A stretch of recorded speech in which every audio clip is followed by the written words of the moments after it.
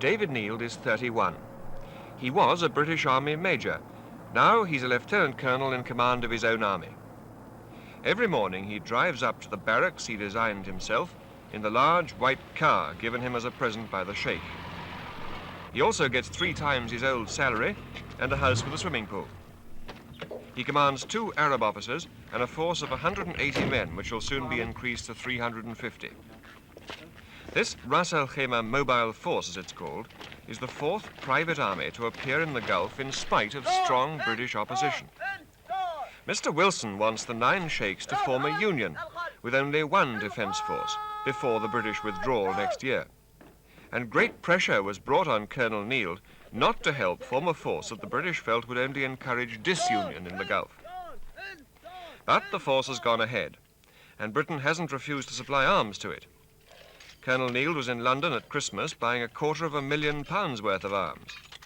A number of brand new medium machine guns, mortars, rifles, ammunition, and 6 ferret-armoured cars for £15,000 apiece. The cost of all this is being met by Saudi Arabia, which for its own reasons wants to make friends with some of the Gulf sheikhs like Sheikh Saqr, the ruler of Ras Al Khaymah. With British withdrawal next year, the struggle for power in the Gulf has started in earnest, and the Saudis believe that Sheikh Saqr could be a valuable ally against some of the other sheikdoms that aren't so friendly towards them. Iran is bidding for influence too. She's giving the Sheikh and Colonel Neild 20 Land Rovers to provide transport for their new mobile force. Ras Al Khaymah, like most of the other sheikdoms, is a traditional feudal society of some 30,000 people, where the power of the Sheikh is absolute. Sheikh Saqr prides himself on the strides he's making with schools, hospitals, and public works.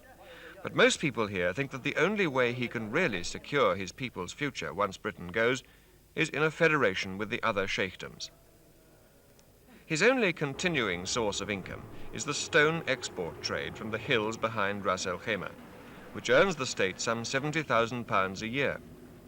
For the rest, he relies on friends like Saudi Arabia or on the big oil companies who are about to start drilling here.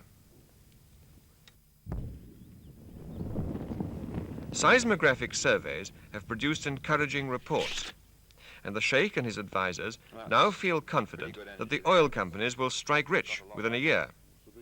If they don't, Ras Al Khaymah may be forced to think more seriously about federating with her neighbours than she is at the moment. Meanwhile, the Sheikh and his mobile force prepare to go it alone. He says he will wrap up his army as soon as Britain assures him that the Trucial Omen Scouts will continue to keep the peace. But Britain no longer wants responsibility for the Scouts after next year, and there's no sign yet of a federal role for them. Colonel Neild says the Sheikh is right to build his own army.